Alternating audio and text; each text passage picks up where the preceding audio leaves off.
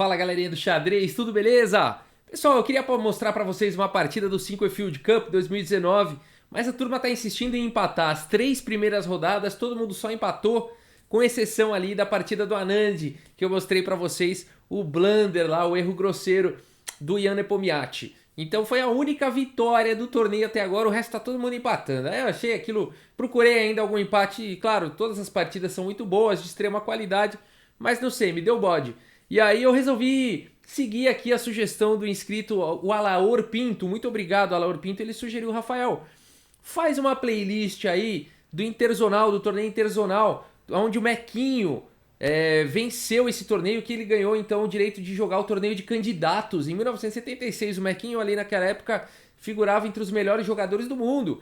Sabe quando eu falo assim, essa galerinha aí, e aí eu cito hoje em dia o Carlsen, o Caruana, o Maxime Vachier-Lagrave, o Ding Liren, o Aronian e Wesley So, Nakamura, essa turma. Então, na época, em 1976, o Mequinho, o nosso brasileiro, o Henrique da Costa Meckin, ele era dessa turminha, né? Ele figurava ali entre Karpov, Korchnoi, né? O Mequinho, o Yuboyevich, o Ludek Pacman, o Polo Gaevski e tantos outros ali, o Pano e tantos outros ali da época, né?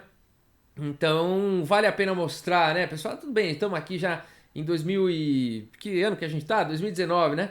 E aqui, enfim, em 1976, tudo bem, já faz bastante tempo, mas vamos relembrar aqui o Mequinho, acho que vale a pena um jogador, o jogador com mais alcance internacional que o Brasil já teve, em termos de rating, de colocação e tudo mais. Talvez de rating, não tenho certeza, mas o Giovanni Vescovi talvez tenha sido o maior rating. 2.660, se eu não me engano. Mas enfim, não chegou a ser o terceiro do mundo, o Mequinho chegou.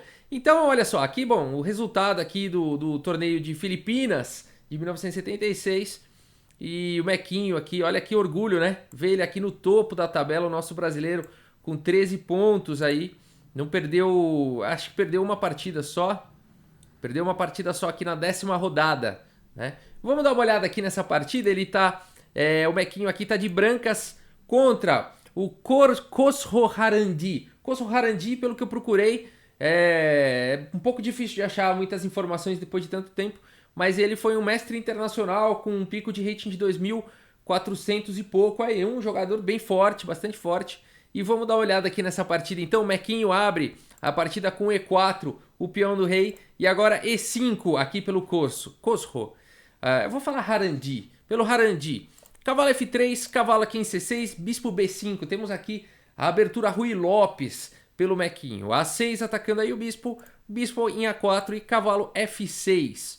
Agora indo direto para o peão de E4. Roque, né? Esse aqui é o lance mais jogado na Ruy Lopes nessa variante. Não defendendo o peão, mas imediatamente acelerando aí o desenvolvimento, a segurança do rei, né? E aqui depois de B5, então atacando o bispo B3. As negras continuaram aqui com o bispo B7. C3, a ideia da Ruy Lopes sempre é essa, né? Manter o bispo de casas claras. Então C3 dá a casa C2 caso seja necessário. E também apoia aqui o avanço para D4. Pô, Rafael, mas tá deixando aí esse peão de E4, né? E a maioria das partidas que a gente assiste, ninguém pega esse peão. Vamos ver o que acontece quando captura. Pode capturar, tá? Não tem nada de errado. Mas tem que saber jogar o restante, senão as brancas ficam muito bem. Vamos ver aqui nessa partida, ó. Cavalo também E4. E o que fazer agora então? D4, olha só, o Mequinho vai pro lance correto aqui, nos ensinando, né, como é que se joga essa variante. E aqui depois de toma D4, agora sim, torre aqui em E1, colocando uma pressão monstra aí nesse cavalo. D5, o único lance aí que consegue defender o cavalo. E agora o Mequinho vai para um lance bastante ativo aqui na posição, que é o lance cavalo aqui em G5, o melhor lance da posição. Indo para cima aqui, não necessariamente do cavalo, não necessariamente essa é a ideia aí do Mequinho. O cavalo G5 é um lance muito forte com ideias táticas um pouco mais profundas aqui na posição. A partida seguiu com bispo E7, e se você quiser dar pausa então e tentar encontrar aqui o lance do Mequinho, e eu já aviso, é bem difícil, tá? É bem difícil de encontrar, mas vale a pena, espero que você encontre aí esse lance. E, bom, enfim, vamos lá. Cavalo toma aqui em E4, não traz muita coisa boa aí para as brancas, tá? Não foi esse o lance jogado, porque depois de D toma E4, torre toma aqui em E4, depois de D toma C3, abrindo aqui a possibilidade de troca de damas, e vamos supor que as brancas queiram jogar de forma bem ativa aqui, indo para um contra-ataque, afinal de contas estão entregando alguns peões, com dama aqui em G4, as pretas dão roque e simplesmente seguram muito bem a posição, por exemplo, o cavalo toma aqui em C3 e cavalo em A5, as pretas estão atacando o bispo, estão atacando aqui a torre, vai para uma variante bem complexa, mas aparentemente aqui as brancas não conseguem muito pelo peão sacrificado, tá? As pretas estão com um peão a mais aí, estão com uma posição boa, o rei está seguro e não se consegue muito nessa variante. Pô, então aqui já sei, o Mequinho jogou cavalo, toma aqui em F7, com ideias de que se depois de rei toma aqui em F7, torre toma em E4 e o peão está cravado. Também não foi dessa forma, mas se você enxergou uma continuação dessa, parabéns, né? Tá com a visão tática aí bem aguçada, seria uma variante possível, tá bom? As pretas conseguem uma certa igualdade aqui depois de cavalo em A5, realmente atacando o bispo, né? E se o bispo sair daí, cai a torre. Então aqui uma possível continuação seria a torre F4, cheque, primeiro aí para tirar a torre do ataque do peão, e depois de rei G8, C toma D4, cavalo toma B3, A toma B3 e bispo D6, as pretas têm um jogo ok aí, decente, né? Tem um par de bispos, no entanto a questão material tá ok, as pretas têm alguma dificuldade aqui com essa torre, então a gente pode dizer aí que a gente tem uma posição equilibrada com chances para os dois lados, né? Então se você enxergou o cavalo, toma aqui em F7, legal, seria uma boa continuação também. Mas o Mequinho vai para o lance mais forte da posição, torre toma em E4, se você achou esse lance, parabéns. É uma ideia bastante interessante. Aqui, enfim, as pretas têm que capturar, né? Senão é uma peça inteira aí. Então a partida seguiu com D, toma em E4 e agora sim, cavalo toma aqui em F7. Legal, né? Essa sequência, tá atacando aqui a dama e a torre. A partida continuou com dama D7, cavalo toma aqui em H8, grande roque atacando aí o cavalo vem para F7 atacando a torre, e depois de torre F8, por enquanto o cavalo está defendido, então esses peões são muito perigosos, e o Mequinho trata de dar um jeito nisso, de desconectar aí esses peões com C, toma D4, e depois de cavalo toma D4, cavalo E5. O cavalo saiu do sufoco, voltou aí para a partida, e o Mequinho com isso... vamos fazer um balanço material aqui, ó. O Mequinho tá com material a mais, né? Então ele tá com as 4 peças menores aí. E o jogador de negras tá com 3 peças menores, cada um tem uma torre. No entanto, as pretas têm um peão só aí a mais. Então o Mequinho já tá melhor em termos materiais. Agora ele tem que tomar cuidado porque as pretas vão vir com um ataque aí bastante forte contra a ala do rei aqui do Mequinho. Vamos ver como segue aqui a partida. Dama D6 atacando aí o cavalo. Cavalo G4, H5, as pretas estão com material a menos, mas estão com a iniciativa, né? Estão partindo aí para o ataque, cavalo agora aqui em E3, dama F4, colocando pressão aqui em F2, e agora dama em F1, tudo bem, gente, tudo bem, olha só que interessante essa posição. O Mequinho tá com uma dama que não é na casa ideal, né? Uma posição defensiva aqui por enquanto, existem peças não desenvolvidas aqui pelo Mequinho, então o que significa tudo isso?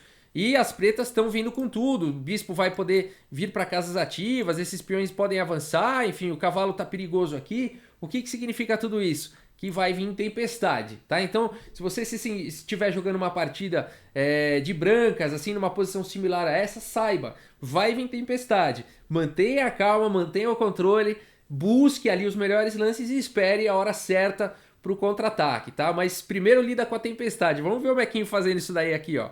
Dama aqui H4, bispo D1, olha só, recompondo aí as peças, né, segurando aqui, existem ameaças fortes aqui na posição inclusive de sacrifício. Nessa posição aqui o sacrifício já não funciona, por exemplo, cavalo aqui em F3, G toma em F3, segura bem aí a posição, tá? Aqui a dama tá segurando a casa de G2, então não tem sequência aqui para as negras por enquanto, tá? Então a partida seguiu aqui com bispo D6, atacando, agora ameaça, dama toma aqui em H2, G3 defendendo, e agora dama aqui em F6, ameaçando o lance H4, as pretas querem partir com tudo aí pro ataque. O Mequinho não permite H4 com bispo toma aqui em H5, Então essa era uma das ideias do bispo em D1 também, olha como foi importante. Como é importante esses lances precisos, gente. Numa posição como essa, um deslize aí pode ser fatal. As pretas podem, mesmo com material a menos, aí arrematar uma posição forte de ataque como essa. Rei B8, cavalo aqui em D2, torre H8 agora, enfim, teve que capturar o peão de H5 para não tomar H4, mas acabou abrindo aí a coluna H para as negras. Vamos lá, Mequinho. Bispo agora aqui em D1 voltando, cavalo F3 cheque, cavalo toma em F3 e toma em F3, e essa posição continua sendo intimidadora, né? O Mequinho continua aí com material a mais, no entanto essa torre ainda não conseguiu jogar, o bispo ainda não conseguiu sair da casa inicial, a dama tá aqui, né, toda na retranca, existe um peão muito forte aqui em F3, e agora esse peão aqui vira prioridade na posição. A partida segue agora com o bispo aqui em C2, bispo C8, passando então o bispo pro outro lado, bispo aqui em E4, uma ideia fantástica aqui do Mequinho, ele passa o bispo para esse lado para atacar o peão aqui em F3, dama em H6 atacando aqui em H2, e aqui, gente, o que jogar de brancas? Mais uma vez, um lance errado aqui pode pôr tudo a perder, ou enfim, a perder não, mas pode deixar as pretas igualarem, né? Ou perder também, se não jogar, né, os lances mais precisos aqui da posição. Por exemplo, tá? Se a gente pensar num lance aqui como cavalo G4, esse lance é legal, porque eu abro aqui um ataque descoberto sobre a dama, o cavalo tá defendendo aqui em H2, eu também tô atacando aqui a dama com o cavalo, e eu acho que esse é um excelente lance aí. Na verdade, as pretas aqui simplesmente jogam dama H5, e aqui elas conseguem igualar a partida. Olha só como é delicada a posição, porque aqui o cavalo tá atacado duas vezes e o cavalo não pode sair, porque senão tá tomando checkmate lá em H2. Então aqui as pretas igualam já uma posição como essa, tá? Por isso que é delicado. Depois de dama H6, o Mequinho tem que encontrar o melhor lance aqui para continuar com a vantagem, e é exatamente o que ele encontra, o lance H4, o melhor lance aí da posição. A partida seguiu agora com dama em F6, para, né? Volta aí, por que não jogou o lance aqui, só para imitar o João Kleber, né? Por que não jogou aqui o lance G5, né? Tentando aí a estourar a ala do rei aqui do Mequinho, né? Aqui já não dá, por conta do contra-ataque aqui do Mequinho com dama D3, seguido aqui de dama D5, ameaçando checkmate em A8. Não dá tempo das pretas fazerem esse ataque, por exemplo, G toma em H4, dama D5, e as brancas estão numa posição vitoriosa. Aqui as pretas vão ter que entregar muito material para impedir aí o checkmate do Mequinho, tá? Aqui, por exemplo, para impedir o checkmate só tem uma sequência aqui que seria C6, e depois de dama C6, dama G7, segurando aqui a casa, e com C6 o rei ganha a casa de C7. Então, por exemplo, dama aqui em A8, e depois de rei C7, dama A7, cheque, rei D8, cai a dama aqui em G7, tá? Então, só conseguiria parar o checkmate perdendo muito material, então não faria sentido continuar dessa forma, tá? Por isso que depois de H4 não dá para jogar aqui G5, o seu adversário calcula, sabe disso, continua aqui com dama F6 e agora dama D1. Olha só o que o Mequinho tá fazendo, pouco a pouco, agora ele tá atacando aqui em F3, mas também tá com a ameaça de jogar a dama aqui em D5. Olha que fantástico, o Mequinho esperou a hora certa, né? Agora as pretas prevendo isso daí, né? O Mequinho vai jogar dama D5 e vai ter um contra-ataque aí, também tá atacando aqui em F3. E as pretas vão para mais um ataque aqui com bispo toma aqui em G3, vão pro tudo ou nada, né? O all-in, depois de F toma G3, F2 agora dando cheque, rei vem aqui para G2 e torre E8. As pretas estão tentando esse ataque aí a qualquer custo. O Mequinho, o que fazer agora, né? O bispo dele tá atacado. Muita gente pode pensar, bom, agora é hora, né? Eu preciso jogar aqui dama D5, se afobar aí, já fazer um lance como esse. Puxa, cuidado, aqui as pretas igualam mais uma vez, por incrível que pareça, aqui as brancas com duas peças a mais e as pretas igualam nessa posição, tá? Então tem que tomar cuidado, mesmo com tanto material a menos, às vezes um erro joga a tua vitória por água abaixo. Aqui, se você quiser encontrar o lance aqui, a sequência aqui, não foi assim que seguiu na partida, o Mequinho não jogou dama D5, mas se você quiser encontrar o que as pretas fariam aqui para igualar a partida numa posição como essa, vale a pena essa posição aqui. E aqui as pretas poderiam jogar então o lance torre toma aqui em E4, espero que você tenha encontrado aí esse lance, e depois de dama toma aqui em E4, bispo B7, colocando aqui essa situação aqui na cravada aí, né? Não dá para o cavalo cobrir, senão o peão simplesmente promove aqui para a dama, as pretas vão dar checkmate em mais alguns lances. Então aqui a melhor coisa seria aceitar aqui que a dama tá perdida, jogar um lance como dama toma B7 e depois de rei toma B7 um lance aqui como, sei lá, rei F1, por exemplo, e as brancas com muito suor aí vão conseguir empatar uma posição como essa e não tem ambição nenhuma para vencer nessa sequência. Por isso que depois aqui de torre 8 tem que tomar cuidado, não dá para jogar o lance dama D5, o Mequinho faz a coisa certa aqui nessa posição e recua então o bispo aqui para F3, ele com paciência, com calma, é claro que ele quer jogar o lance dama D5, mas tem que ter paciência, xadrez é um jogo de paciência. E a partida segue agora com torre F8, indo para cima aí do bispo, mas agora sim, dama D5. E nessa posição então, o adversário dele, o Harandi, abandona aí a partida, né? Por quê? Vamos lá. Bom, dama 8 é checkmate, o rei não tem para onde sair. Se tirar o bispo para dar a casa C8 aqui pro rei, bom, nem adianta, nem dá a casa C8 e também ainda toma checkmate aqui em B7. Não dá para mexer o bispo. Aqui, o que vai jogar para evitar checkmate aqui? Vai jogar um lance como C6, dama toma C6 simplesmente, né? Tá atacado aqui duas vezes. Então as brancas ganham aqui também nessa posição. Ah, dama toma C6, bispo toma C6, o peão também não pode promover, porque o cavalo e o rei estão segurando aí a casa de F1. Tá? Então é vitória das brancas em qualquer linha. Então depois de dama D5 não tem o que fazer. O melhor que as pretas poderiam fazer é realmente tomar aqui em F3. E depois aí, enfim, bispo B7 aqui talvez. Né? Acho que um pouco mais forte do que torre toma. E depois de dama toma, rei toma. Bispo aqui em D2, esse peão não vai ser promovido e o Mequinho vai ficar com duas peças a mais e vai ter um final vencedor. Por isso que depois de dama D5, o adversário Harandi aqui abandonou.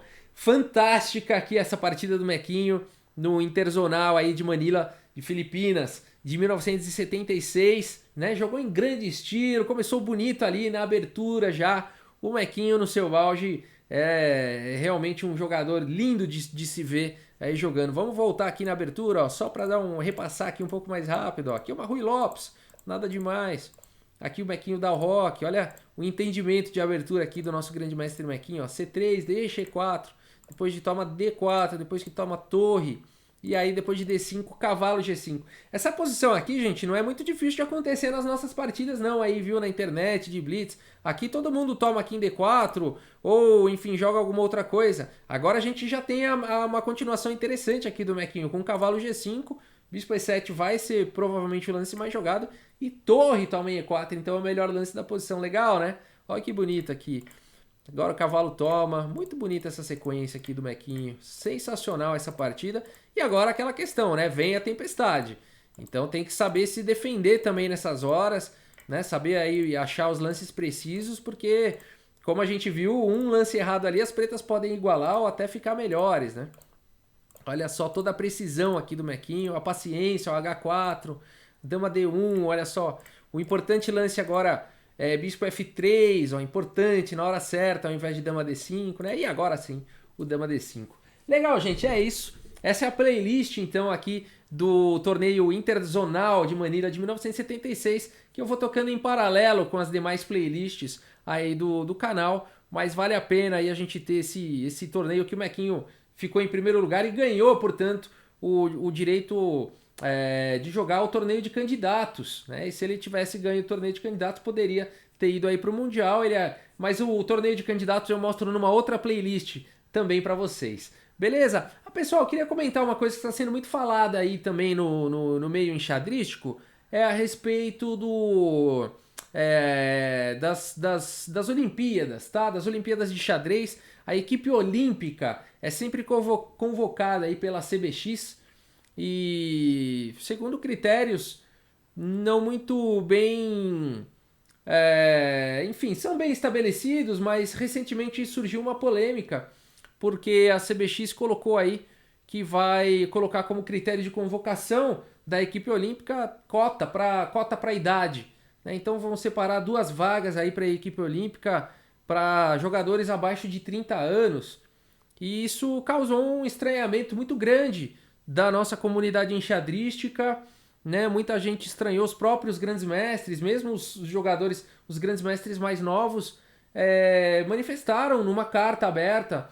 Tá? Eu acho que Isso, se você procurar aí na internet, nos canais, nos grupos de xadrez, está sendo muito falado sobre isso, né? E a grande maioria dos nossos grandes mestres assinaram essa carta apoiando um pedido aí à CBX de rever, né, essa questão aí de cotas, porque não faz muito sentido, né? Você tira toda a questão do mérito da participação dos jogadores por mérito, né? Por que colocar uma cota de idade, né, abaixo de 30 anos? Tudo bem, vocês querem incentivar a juventude a jogar xadrez?